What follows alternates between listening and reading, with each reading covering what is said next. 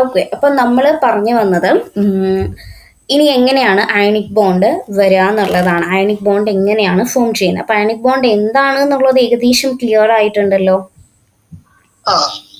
ഉണ്ട്.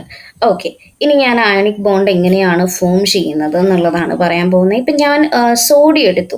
സോഡിയത്തിന്റെ atomic number എത്രയാ? Sodium 11. Okay, അപ്പം നമുക്ക് ഇപ്പം ഞാൻ പറഞ്ഞു ഫസ്റ്റ് ഇതിൽ എത്ര ആൾക്കാരെ മാക്സിമം അക്കോമഡേറ്റ് ചെയ്യും? 2 ആൾക്കാരെ അക്കോമഡേറ്റ് ചെയ്യും. പിന്നെ 8 ആൾക്കാരെയാണ് അക്കോമഡേറ്റ് ചെയ്യുന്നത്. അപ്പോൾ സോഡിയത്തിന്റെ അറ്റോമിക് നമ്പർ 11 ആണ്.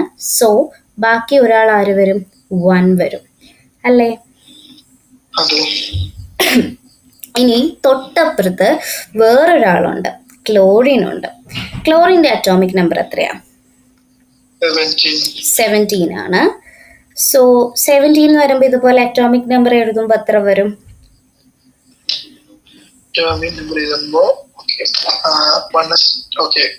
സാധാരണ 2, 8, 16. ബാക്കി ഇവിടെ ഉള്ളത് പറഞ്ഞാൽ മതി. ക്ലോറിന് 17 അല്ലേ ഉള്ളൂ. അപ്പൊ 17 അനുസരിച്ച് അറ്റോമിക് നമ്പർ എത്രയാ? 7. ഓക്കെ, ഇതാണല്ലോ അറ്റോമിക് നമ്പർ. ഒരു കുഴപ്പമില്ല, നമ്മളിത് എഴുതുമ്പോൾ ഇതാണ് അത്. ഇനി ഞാൻ പറയുന്നത് ശ്രദ്ധിച്ച് കേൾക്കുക. സോഡിയത്തിന്റെ അറ്റോമിക് നമ്പർ വരുമ്പോൾ 2, 8, 1. ക്ലോറിന്റെ അറ്റോമിക് നമ്പർ വരുമ്പോൾ 2, 8, 7.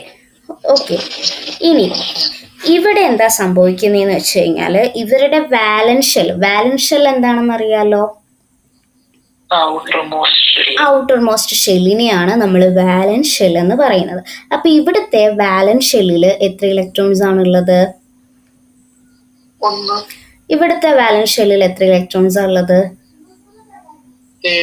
ഓക്കെ, അപ്പൊ നമ്മൾ പറഞ്ഞല്ലോ വാലൻസ് ഷെല്ലിൽ എത്ര ഇലക്ട്രോൺസ് വരുമ്പോഴാണ് നമ്മുടെ ഒക്ടറ്റ് കംപ്ലീറ്റ് ആവുമ്പോഴാണ് ഒരു ഇലക്ട്രോൺ സ്റ്റേബിൾ ആവുന്നതെന്ന് നമ്മൾ പറഞ്ഞു.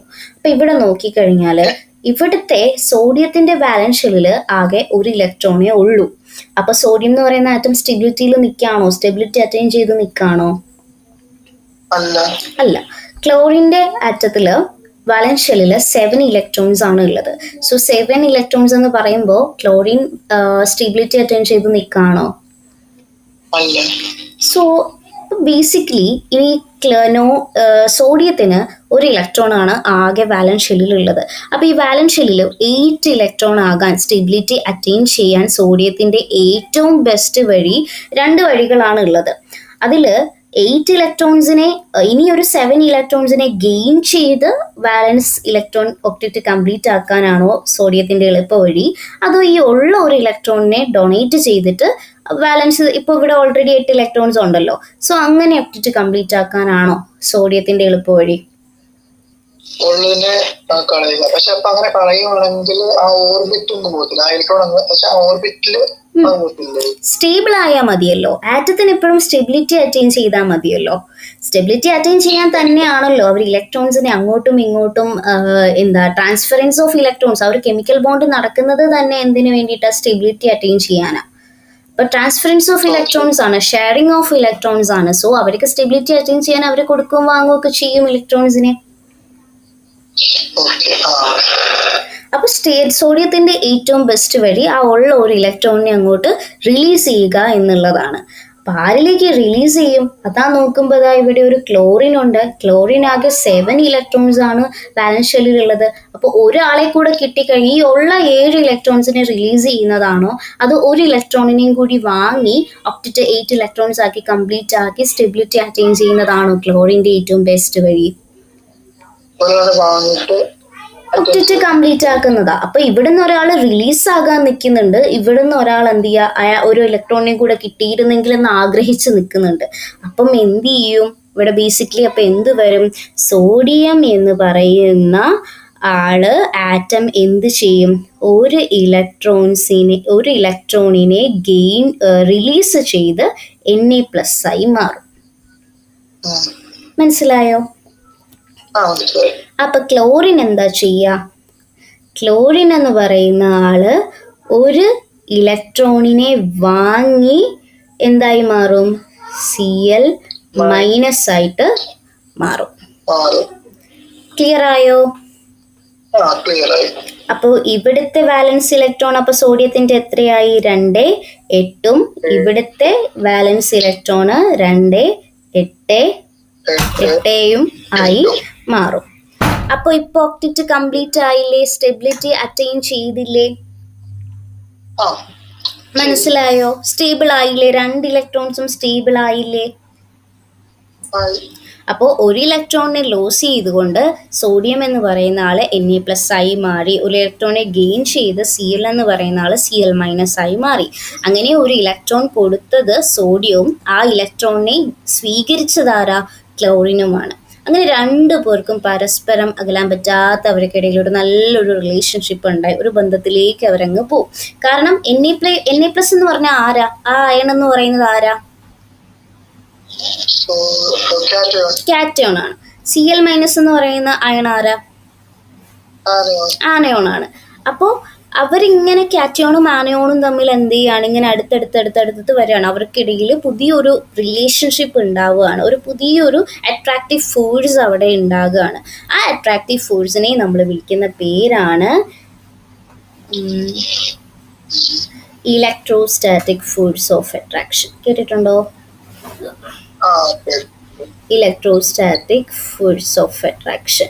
ഈ ഇലക്ട്രോസ്റ്റാറ്റിക് ഫോഴ്സ് ഓഫ് അട്രാക്ഷൻ അവിടെ ഉണ്ടാവും. ആ ഇലക്ട്രോസ്റ്റാറ്റിക് ഫോഴ്സ് ഓഫ് അട്രാക്ഷനെയാണ് നമ്മൾ അയണിക് അല്ലെങ്കിൽ ഇലക്ട്രോവാലന്റ് ബോണ്ട് എന്ന് പറയുന്നത്. ഈ ബോണ്ടിലൂടെയാണ് NaCl എന്ന് പറയുന്ന ആള് Na+ഉം Cl- ആയിട്ട് മാറി അവർ NaCl എന്ന് പറയുന്ന സോഡിയം ക്ലോറൈഡ് ആയിട്ട് ഫോം ചെയ്യുന്നത്, നമ്മൾ കഴിക്കുന്ന ഉപ്പായിട്ട് മാറിയത്. ക്ലിയർ ആണോ? കോവാലന്റ് ബോണ്ടിൽ കോവാലന്റ് ബോണ്ട് നമ്മൾ പറയും. കോവാലന്റ് ബോണ്ട് നമ്മൾ പിന്നീട് പറയും. ഇപ്പൊ നമ്മൾ ടെക്സ്റ്റ് ബുക്ക് ഫോളോ ചെയ്താണ് പഠിക്കുന്നത്. ഇപ്പൊ ടെക്സ്റ്റ് ബുക്കിൽ ഉള്ള കാര്യങ്ങളാണ് നമ്മളിപ്പോൾ പറഞ്ഞു പോകണം. ഇത് നോക്കിക്കേ, ടെക്സ്റ്റ് ബുക്കിൽ നോക്കിക്കേ, ഈ ഗ്രാഫ് ഒക്കെ വരച്ച് കണ്ടോ? സോഡിയം ഒരു ഇലക്ട്രോണെ ലോസ് ഓഫ് ഇലക്ട്രോൺ കാണിക്കുന്നു, ഗെയിൻ ഓഫ് ഇലക്ട്രോൺ കാണിക്കുന്നു. എന്നിട്ട് അവർ Na+ഉം Cl- ആയിട്ട് മാറി NaCl എന്ന് പറയുന്ന ഒരു കോമ്പൗണ്ട് ഫോം ചെയ്തതൊക്കെ കാണിക്കുന്നത് കണ്ടോ? എന്ത് പെട്ടെന്ന് നമ്മൾ പഠിച്ചത്? എന്തെങ്കിലും ബുദ്ധിമുട്ടുണ്ടോ?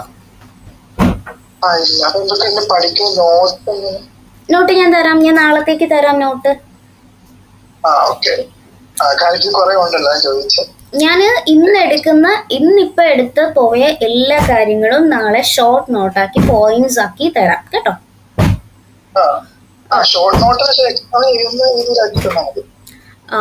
എക്സാമിന് നിങ്ങൾക്ക് മാർക്കൊക്കെ എങ്ങനെയാ ചോദിക്കുന്നതെന്നൊന്ന് പറയാമോ? എത്ര മാർക്സിനൊക്കെയാണ് ചോദിക്കുന്നത് എന്നുള്ളത്? പിന്നെ നമുക്ക് 7 മാർക്കിന്റെ 2 ക്വസ്റ്റ്യൻ, 14 മാർക്ക്. എസ്സേക്കൊക്കെ ആണ് ചോദിക്കുന്നെങ്കിൽ ഒന്നുമില്ലാതെ ഇപ്പം സോഡിയത്തിന്റെയും ഇപ്പൊ അയണിക് ബോണ്ട് എന്താണെന്ന് ചോദിച്ചു കഴിഞ്ഞു കഴിഞ്ഞാൽ നമ്മളിപ്പോ പറഞ്ഞ കാര്യങ്ങളൊക്കെ ഉണ്ടല്ലോ, ആ കാര്യങ്ങളൊക്കെ തന്നെയാണ് അത് ഇവിടെ എഴുതി വെച്ചിരിക്കുന്നത്. അതൊന്ന് വായിച്ചു നോക്കിയാൽ നമ്മളിപ്പോ പറഞ്ഞ കാര്യങ്ങളെ അതിലുള്ളൂ. എന്നിട്ട് അതൊക്കെ എഴുതി വെച്ചത് ഈ ഒരു ഫിഗറും ഇങ്ങനെ വരച്ചു കൊടുത്തു കഴിഞ്ഞു കഴിഞ്ഞാൽ നോക്കുന്നവർക്ക് ഇംപ്രസ്ഡ് ആയിക്കോളും. ഇതിനെന്തെങ്കിലും ബുദ്ധിമുട്ടുണ്ടോ ഇത് വരച്ചു വെക്കാൻ? അവർ കുറച്ചുകൂടി ഒരു പ്രൊഫഷണൽ, നമ്മളിപ്പോൾ പറഞ്ഞ കാര്യം തന്നെ ഉള്ളൂ, അവർ കുറച്ചുകൂടെ പ്രൊഫഷണൽ ആയിട്ട് ഒരു ഇതുപോലെ ഇങ്ങനെ റെപ്രസെന്റ് ചെയ്ത് വെച്ചിട്ടുണ്ടെന്നേ ഉള്ളൂ. അത് ജസ്റ്റ് ഒന്ന് വരച്ചു കൊടുത്താൽ മതി. കാരണം നമ്മുടെ ടെക്സ്റ്റ് ബുക്ക് ബേസ് ചെയ്തിട്ടായിരിക്കുമല്ലോ എപ്പോഴും നമുക്ക് കെമിസ്ട്രിക്കാർക്കെന്നല്ല, പൊതുവെ സയൻസ് സ്ട്രീമിലുള്ളവർക്ക് ഒരു ആൻസർ കീ ഉണ്ടാവും. മേ ബി അവർ വാല്യൂ ചെയ്യുന്നത് ആൻസർ കീ നോക്കിയിട്ടായിരിക്കും. അപ്പം അങ്ങനെ വരുമ്പോഴത്തേക്കും ആ ഒരു ആൻസർ കാണുമ്പോൾ ആ നോക്കുന്നവർക്ക് ഒരു ഇംപ്രഷൻ വരണം. അല്ലാതെ നമ്മൾ ചുമ്മാ തട്ടിക്കൂട്ടി ഒരു ആൻസർ ഒപ്പിച്ചു എന്നുള്ളതിനേക്കാൾ ബെറ്റർ ആയിട്ട് ആ ടെക്സ്റ്റ് ബുക്കിലുള്ള കാര്യങ്ങളൊക്കെ അതിലൊന്ന് എഴുതി ചേർന്ന് വെച്ചാൽ കുറേ തിയറി അങ്ങ് എഴുതി വെക്കണം എന്നല്ല, ഇതുപോലത്തെയൊക്കെ കാര്യങ്ങളുണ്ടെങ്കിൽ അത് അവിടെ എഴുതി വെക്കണം. ഞാൻ എപ്പോഴും പ്രിഫർ ചെയ്യുന്നത് ടെക്സ്റ്റ് ബുക്കിലുള്ളത് ടെക്സ്റ്റ് ബുക്കിലുള്ള ഒരു വേർഡ് പോലും മാറ്റാതെ എഴുതാനല്ല പറയുന്നത്. ഇങ്ങനെയൊക്കെയുള്ള കാര്യങ്ങൾ. കാരണം സയൻസ് എന്ന് പറയുന്ന ടെക്സ്റ്റ് ബുക്കിലുള്ളത് എഴുതിയാൽ നമുക്ക് മാർക്ക് കിട്ടും. നമ്മൾ വേറെ ഒന്നും ചെയ്യണ്ട. സയൻസിന്റെ ഒരു പ്രത്യേക, നമ്മുടെ ഒരു സയൻസ് സ്ട്രീമിലുള്ള ആൾക്കാരുടെ ഒരു ബെനിഫിറ്റ് അതാ. ടെക്സ്റ്റിൽ എന്ത് കിടക്കുന്നു അത് ആൻസർ ഷീറ്റിലുണ്ടോ എങ്കിൽ ഡെഫിനറ്റ്ലി നമുക്ക് മാർക്ക് കിട്ടും. അതിലൊരു സംശയവും ഇല്ല. അപ്പം നമ്മൾ എല്ലാം സ്വന്തമായിട്ട് എഴുതാൻ നിൽക്കാതെ ഇതുപോലെയുള്ള ഫിഗേഴ്സ്, ഇപ്പം എന്തെങ്കിലും ഗ്രാഫോ ഫിഗേഴ്സോ അല്ലെങ്കിൽ ഇക്വേഷൻസോ അങ്ങനെ എന്തെങ്കിലുമൊക്കെ ഉണ്ടെങ്കിൽ അത് അതുപോലെ എഴുതിയാലേ നമുക്ക് മാർക്ക് കിട്ടത്തുള്ളൂ. ഇപ്പം ഇത് എഴുതാൻ എന്തെങ്കിലുമൊക്കെ ബുദ്ധിമുട്ടുണ്ടോ? എളുപ്പമല്ലേ? ഇനി അടുത്ത കുറച്ച് കാര്യങ്ങൾ പെട്ടെന്നൊന്ന് പറയാം. ഒരുപാട് വലിയ കാര്യങ്ങളൊന്നുമല്ല, വളരെ എളുപ്പത്തിൽ നമുക്ക് മനസ്സിലാക്കി എടുക്കാൻ പറ്റുന്ന ചില കാര്യങ്ങളാണ്. അതിൽ ഞാൻ ലാറ്റിസ് എൻതാൽപ്പി ഇപ്പം പറയത്തില്ല. ലാറ്റിസ് എൻതാൽപ്പിയിൽ കുറച്ച് കാര്യങ്ങൾ പറയാനുണ്ട്. അതുകൊണ്ട് ഞാൻ ഇപ്പം ലാറ്റിസ് എൻതാൽപ്പി പറയത്തില്ല കേട്ടോ. അത് നമുക്ക് അടുത്ത ക്ലാസ്സിൽ പറയാം. എന്തോ? ഈ ടേബിൾ ആണോ?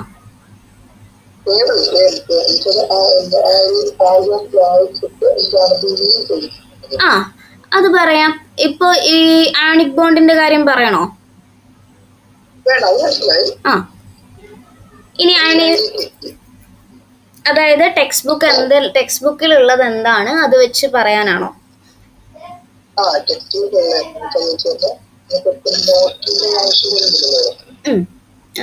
ഓക്കെ. അപ്പം അതാ ഞാൻ പറഞ്ഞ ടെക്സ്റ്റ് ബുക്ക് വെച്ച് നമ്മൾ എപ്പോഴും പഠിക്കുന്നതായിരിക്കും നല്ലത്. അപ്പം ഞാൻ ടെക്സ്റ്റ് ബുക്ക് മാക്സിമം ഫെമിലിയർ ആക്കി തരാം, നല്ല സെറ്റാക്കി തരാം. അയണൈസേഷൻ എൻതാൽപ്പി എന്താന്ന് പറയാം. ഈ അയണൈസേഷൻ എൻതാൽപ്പി ഓൾറെഡി നമ്മൾ 12th 11th പഠിച്ചിട്ടുള്ളത്. എന്തായിരിക്കും?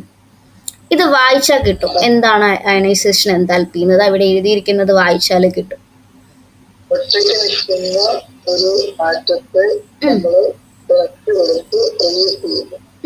അയണൈസേഷൻ എൻതാൽപ്പി എന്ന് പറഞ്ഞാൽ, എൻതാൽപ്പി എന്ന് പറഞ്ഞാൽ എന്താ? എനർജിയാണ്. എൻതാൽപ്പി മീൻ ചെയ്യുന്നത് ഒരു എനർജീനെയാണ്. അപ്പോൾ ദ എമൗണ്ട് ഓഫ് എനർജി, അതായത് എൻതാൽപ്പി എന്ന് പറഞ്ഞാൽ എവിടെ എൻതാൽപ്പി എന്ന് കേട്ട് കഴിഞ്ഞാൽ നമ്മൾ മനസ്സിലാക്കിക്കോണം അത് എനർജീനെയാണ് പറയുന്നത്. അപ്പോൾ അയണൈസേഷൻ എനർജി എന്ന് പറഞ്ഞു കഴിഞ്ഞാൽ അയൺ ആണെന്ന് അപ്പോൾ നമുക്ക് മനസ്സിലായി അല്ലേ? ആ പേരിൽ തന്നെ നമ്മൾ എപ്പോഴും ഒരു പുതിയൊരു ടേം കേൾക്കുവാണെങ്കിൽ ആ ടേമിൽ നിന്ന് നമുക്ക് എന്ത് ഫെമിലിയർ ആണ്, ആ ടേമിൽ എന്താണ് ഉള്ളത് എന്ന് നമ്മൾ ആദ്യം ആലോചിക്കേണ്ടത്. പല ടേം പുതിയതായിട്ട് കേൾക്കുമ്പോൾ ആ ടേമിൽ തന്നെ അതിൻ്റെ ഉത്തരം ഉണ്ടാവും. അതുപോലെയാണ് ഇതിലെല്ലായിടത്തും. ഇപ്പോൾ amount of energy, ionisation enthalpy, amount of energy required to remove the most loosely bound electron from an isolated gaseous atom of an element is called the ionization enthalpy. എന്ന് വെച്ചാൽ എന്താ? അതായത് ഇപ്പം നമുക്ക് ഇതൊരു ആറ്റാണ്, ഇത് ന്യൂക്ലിയസ് ആണ്, ഇവിടെ ഒരു ആറ്റാണ്. അപ്പം ഒരു ആറ്റത്തിൽ നിന്ന് ഇവിടെയൊക്കെ ഇലക്ട്രോൺസ് ഉണ്ട് കേട്ടോ, ഇവിടെ എല്ലാം ഇലക്ട്രോൺസ് ഉണ്ട്. അപ്പം ഈ ഇലക്ട്രോൺസിനെ എല്ലാം നമുക്ക് ന്യൂക്ലിയസുമായി നമുക്കറിയാലോ, ന്യൂക്ലിയസിന്റെ അടുത്തിരിക്കുന്ന ആൾക്ക് നല്ല ന്യൂക്ലിയസ് ചാർജ് ഉണ്ടാവുമല്ലോ. ഇതാണ് ന്യൂക്ലിയസ്. ഈ ന്യൂക്ലിയസിന്റെ അടുത്തിരിക്കുന്ന ഈ ഇലക്ട്രോൺസിന് നല്ല ന്യൂക്ലിയർ ചാർജ് ഉണ്ട്. അപ്പൊ ഇവിടെ നിന്ന് ഇലക്ട്രോണിനെ ലോസ് ചെയ്യിക്കാന്ന് പറയുന്നത് ഈസി കാര്യമാണോ? അപ്പം നമുക്ക് എപ്പോഴും ഔട്ടർ മോസ്റ്റ് ഷെല്ലിൽ നിന്ന്, അതായത് ന്യൂക്ലിയസിന്റെ ആ ഒരു അട്രാക്റ്റീവ് ഫോഴ്സ് കുറവുള്ള ഇടത്തുനിന്ന് ഒരു ഇലക്ട്രോണിനെ റിമൂവ് ചെയ്യുന്നതായിരിക്കും നമുക്ക് എപ്പോഴും എളുപ്പം അല്ലേ? അപ്പോൾ അങ്ങനെ ഒരു പ്രത്യേകം ശ്രദ്ധിക്കണം, ഐസൊലേറ്റഡ് ഗേഷ്യസ് ആറ്റം ആണ്. ഐസൊലേറ്റഡ് എന്ന് പറഞ്ഞാൽ എന്താ? ഐസോ എന്ന് പറഞ്ഞാൽ എന്താ? ഒറ്റയ്ക്ക് നിൽക്കുന്ന ആറ്റം എന്നാ അല്ലേ? ഗേഷ്യസ് ആറ്റം എന്ന് പറഞ്ഞാൽ ഗ്യാസ് ആയിട്ടുള്ള ആറ്റം ആയിരിക്കണം. അപ്പോൾ ഒരു ഗ്യാസ് ആയിട്ടുള്ള ഒറ്റയ്ക്ക് നിൽക്കുന്ന ആറ്റത്തിൽ നിന്ന് അതിൻ്റെ ഇലക്ട്രോണിനെ, ഒരു ആറ്റത്തിന് അവരുടെ ഇലക്ട്രോൺസ് ഒക്കെ എന്ന് പറയുന്ന അത്രയും പ്രിയപ്പെട്ടതാ. അപ്പോൾ ഇപ്പം നമ്മുടെ ഒരു ഫാമിലി പോലെ, നമ്മുടെ അച്ഛനും അമ്മയ്ക്കും നമ്മളെ മക്കൾക്കൊക്കെ പരസ്പരം ഇത്രയും എത്ര പ്രിയപ്പെട്ടതാണോ അതുപോലെ തന്നെയാണ് ഇപ്പം ഒരു ആറ്റത്തിന് അവരുടെ ഇലക്ട്രോൺസ് എന്ന് പറഞ്ഞാൽ അവരുടെ മക്കളെ പോലെ. ആരെങ്കിലും വന്ന് അവരുടെ മക്കളെ ചോദിച്ചാൽ ആറ്റം കൊടുക്കുമോ? നമ്മുടെ പേരൻസ് കൊടുക്കുമോ നമ്മുടെ മക്കളെ? ഇല്ല. അതുപോലെ തന്നെയാണ് കെമിക്കൽസിന്റെ കേസും. അപ്പം ഈ ആറ്റത്തിന് അവരുടെ ഇലക്ട്രോൺസിനെയൊക്കെ അത്രയും ഇഷ്ടം. അപ്പൊ ആരെങ്കിലും വന്ന് ആ ഇലക്ട്രോൺ എടുത്തുകൊണ്ട് പോയാൽ അവർ സമ്മതിക്കില്ല. അപ്പൊ അതിന് അത്രയും ഹ്യൂജ് എമൗണ്ട് ഓഫ് എനർജി നമ്മൾ റിലീസ് ചെയ്യണം. അത്രയും എനർജി യൂസ് ചെയ്തുകൊണ്ട് മാത്രമേ എന്ത് ചെയ്യാൻ പറ്റുള്ളൂ. വെറുതെ ഒരാൾ വന്ന് പിടിച്ചോണ്ട് പോയാൽ ആ ഇലക്ട്രോൺ അങ്ങനെ അങ്ങ് ഇറങ്ങി പോകുന്നില്ല. അത്രയും എനർജി അവിടെ റിക്വയർഡ് ആയിട്ടുണ്ട്. അപ്പോൾ അങ്ങനെ ഒരു ഇലക്ട്രോണി, ഒരു ഒറ്റയ്ക്ക് നിൽക്കുന്ന ഒരു ആറ്റത്തിൽ നിന്ന്, അതും ഐസൊലേറ്റഡ് ഗേഷ്യസ് ആറ്റം ആയിരിക്കണം, ഒറ്റയ്ക്ക് നിൽക്കുന്ന ഗേഷ്യസ് ആറ്റം ആയിരിക്കണം, ഗ്യാസ് രൂപത്തിലുള്ള ആറ്റം ആയിരിക്കണം. അപ്പം അങ്ങനെയുള്ള ഒരു ആറ്റത്തിൽ നിന്ന് അതിൻ്റെ ഒരു ഇലക്ട്രോണിനെ റിമൂവ് ചെയ്യാൻ വേണ്ടിയിട്ടുള്ള ആവശ്യമുള്ള എനർജീനെയാണ് നമ്മൾ അയണൈസേഷൻ എൻതാൽപ്പി എന്ന് പറയുന്നത്. അത്രയേ ഉള്ളൂ ബേസിക്കലി. മനസ്സിലായോ? ഇത്രയും മെയിൻ ആയിട്ടൊന്ന് പഠിച്ചിരുന്നാൽ മതി. എന്നിട്ട് ഞാനത് പോകെ വരുമ്പോൾ കുറച്ചുകൂടെ ഡീറ്റെയിൽഡ് ആയിട്ട് പറഞ്ഞുതരാം. ഇപ്പൊ ബേസിക്കലി ഇത്രയും കാര്യം അറിഞ്ഞിരുന്നാൽ മതി. ഇനി അടുത്തത് electron gain enthalpy. Electron gain enthalpy എന്ന് പറഞ്ഞാൽ എന്താ? ഇപ്പൊ നമ്മള് സോഡിയത്തിന്റെയും ക്ലോറിന്റെയും ഒക്കെ കേസ് നമ്മൾ പഠിച്ചില്ലേ? സോഡിയം എന്ന് പറഞ്ഞാൽ എന്താ? ഒരു ഇലക്ട്രോണിനെ റിലീസ് ചെയ്ത് അല്ലേ? ക്ലോറിൻ എന്ന് പറഞ്ഞാൽ ഒരു ഇലക്ട്രോണിനെ ഗെയിൻ ചെയ്തേ. അപ്പൊ നോക്കിക്കേ, അയണൈസേഷൻ എൻതാൽപ്പി എന്ന് പറഞ്ഞാൽ എന്താ? ഒരു ഒറ്റയ്ക്ക് നിൽക്കുന്ന ഒരു ഗേഷ്യസ് ആയിട്ടുള്ള ഒരു ആറ്റത്തിൽ നിന്ന് അവരെന്താ ചെയ്തേ? ഒരു ഇലക്ട്രോണിനെ റിമൂവ് ചെയ്തേ. ഇപ്പൊ നമ്മൾ പറഞ്ഞപ്പോ എന്താ? സോഡിയത്തിൽ നിന്ന് ഒരു ഇലക്ട്രോൺ ക്ലോറിന് കൊടുത്തു, ക്ലോറിൻ ആ ഇലക്ട്രോണിനെ ഗെയിൻ ചെയ്തു. നമ്മൾ പറഞ്ഞപ്പോ ഇത്ര സിമ്പിൾ ആയിട്ടുള്ള കാര്യം അല്ലേ? പക്ഷേ അതത്ര സിമ്പിൾ ആയിട്ട് നടക്കുന്ന ഒരു പ്രോസസ് അല്ല. അയോണിക് ബോണ്ടിന്റെ ഫോർമേഷൻ ആണ് അത്. അയോണിക് ബോണ്ട് ഫോം ചെയ്യാനുള്ള ഫേവറിംഗ് ഫാക്ടേഴ്സിനെ കുറിച്ചാണ് നമ്മളിപ്പോൾ പഠിക്കുന്നത്. അതിൽ ഒന്നാമത്തെ ആളാണ് അയണൈസേഷൻ എൻതാൽപ്പി എന്ന് പറയുന്നത്. ഈ അയോണിക് ബോണ്ട് അവിടെ ഫോം ചെയ്യണമെങ്കിൽ ഫേവർ ചെയ്യുന്ന കുറച്ച് ഫാക്ടേഴ്സ് അവിടെ ഉണ്ട്. അപ്പൊ അതിൽ അയണൈസേഷൻ എൻതാൽപ്പി, അതായത് ആ ഒരു ഇലക്ട്രോണിനെ റിമൂവ് ചെയ്യാനായിട്ട് ആ ഒരു എനർജി ഉണ്ടെങ്കിൽ മാത്രമേ ആറ്റത്തിൽ നിന്ന് ആ ഇലക്ട്രോൺ അവിടെ നിന്ന് ഇറങ്ങി പോകത്തുള്ളൂ. റിലീസ് ചെയ്യാൻ ആറ്റത്തിനെ കൊണ്ട് പറ്റത്തുള്ളൂ. ആ എനർജി അവിടെ വേണം. ഇലക്ട്രോൺസിനെ റിമൂവ് ചെയ്യാൻ വേണ്ടിയിട്ടുള്ള ഒരു എനർജി അവിടെ ഉണ്ടെങ്കിൽ മാത്രമേ അവിടെ അയണിക് ബോണ്ട് സംഭവിക്കത്തുള്ളൂ. മനസ്സിലായോ? അതുപോലെ തന്നെ ഇപ്പൊ ക്ലോറിൻ നമ്മൾ ഇലക്ട്രോണിനെ ഗെയിൻ ചെയ്യുന്ന കാര്യം പറഞ്ഞു. ആ ഇലക്ട്രോണിനെ ഗെയിൻ ചെയ്യണമെങ്കിൽ ഓൾറെഡി ക്ലോറിൻ്റെ അടുത്ത് കുറേ ഇലക്ട്രോൺസ് ഉണ്ട്. ക്ലോറിൻ ആറ്റത്തിന് കുറച്ച് ഇലക്ട്രോൺസ് ഒക്കെ ഉണ്ട്. അപ്പൊ പുറത്തുനിന്ന് ഒരാളെ കൊണ്ടുവരിക, പുറത്തുനിന്ന് ഒരു സോഡിയത്തിൽ നിന്നാണ് എന്ത് ചെയ്യുന്നത്? ഒരു ഇലക്ട്രോണിനെ ഇങ്ങോട്ട് കൊണ്ടുവരുന്നത്. അപ്പൊ പുറത്തുനിന്ന് ഒരാളെ കൊണ്ടുവരിക. അപ്പം ആ ഒരാളെ അക്കോമഡേറ്റ് ചെയ്യാന്ന് പറയുന്നത് അത്ര ഈസിയാണ്. ഇപ്പം നമ്മുടെ വീട്ടിൽ നമ്മൾ അച്ഛനമ്മ നമ്മളെല്ലാവരും ഫാമിലി ആയിട്ട് നിൽക്കുന്നു. പെട്ടെന്ന് ഒരു ദിവസം ഒരാൾ പുറത്തുനിന്ന് കയറി വരികയാണെങ്കിൽ നമുക്ക് ഇനീഷ്യലി ഒരാളെ വീട്ടിൽ നമ്മളെ പോലെ അക്കോമഡേറ്റ് ചെയ്യാന്ന് പറയുന്നത് നമ്മളെ സംബന്ധിച്ച് അതൊരു ഈസി തിങ് ആണോ? പെട്ടെന്ന് നമ്മൾ അഡാപ്റ്റ് ആവുമോ ആ ഒരു സിറ്റുവേഷനിലേക്ക്? അതുപോലെ തന്നെയാണ്. അതായത് ഒരാൾ പുറത്തുനിന്ന് വരികയാണ്, ഒരു ഇലക്ട്രോൺ വരികയാണ്. അപ്പം അങ്ങനെ ഒരു ഇലക്ട്രോൺ വരുന്ന സമയത്ത് ആ ഒരു ഇലക്ട്രോൺ അവിടെ വന്നിരിക്കണമെങ്കിൽ അവിടെ ഒരു എമൗണ്ട് ഓഫ് എനർജി റിലീസ് ചെയ്യണം. അതാണ് അവിടെ പറയുന്നത്, the amount of energy released when an electron is added to an isolated gaseous atom. അതിനെയാണ് നമ്മൾ ഇലക്ട്രോൺ ഗെയിൻ എൻതാൽപ്പി എന്ന് പറയുന്നത്. ഇപ്പൊ ക്ലോറിനെ സംബന്ധിച്ചിടത്തോളം ഒരു ഇലക്ട്രോൺ തൻ്റെ അടുത്തേക്ക് വരണമെന്നുണ്ടെങ്കിൽ കുറച്ച് എനർജി റിലീസ് ചെയ്താൽ മാത്രമാണ് ആ എനർജി ആ ഇലക്ട്രോണിനെ തന്നിലേക്ക് വലിച്ചെടുപ്പിക്കാനായിട്ട് ക്ലോറിന് പറ്റത്തുള്ളൂ. കുറച്ച് എനർജി യൂസ് ചെയ്താലാണ് ആ ഇലക്ട്രോണിനെയും കൂടി എന്ത് ചെയ്യുക, ആഡ് ചെയ്യാൻ പറ്റത്തുള്ളൂ ക്ലോറിൻ ആറ്റത്തിന്. അപ്പം പ്രത്യേകം ശ്രദ്ധിക്കുക, ഈ ഒരു ടേം വളരെ ഇമ്പോർട്ടൻ്റ് ആണ്.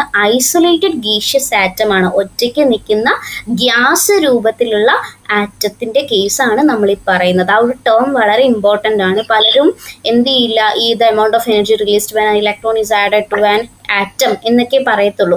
ഐസൊലേറ്റഡ് ഗേഷ്യസ് എന്നുള്ളത് പലരും വിട്ടുപോകും പറയാൻ, പക്ഷെ അത് വളരെ ഇമ്പോർട്ടൻ്റ് ആയിട്ടുള്ള ഒരു വേർഡാണ്. അങ്ങനെയുള്ള ആറ്റത്തിൻ്റെ കേസാണ് വരുന്നത്. ഒറ്റയ്ക്ക് നിൽക്കുന്ന ഗ്യാസ് രൂപത്തിലുള്ള ആറ്റത്തിൻ്റെ കേസിൽ നമുക്ക് ഇത് അപ്ലൈ ചെയ്യാൻ പറ്റത്തുള്ളൂ. അതുകൊണ്ട് ആ ടേം അവിടെ വളരെ ഇമ്പോർട്ടൻ്റ് ആണ്. പറഞ്ഞു.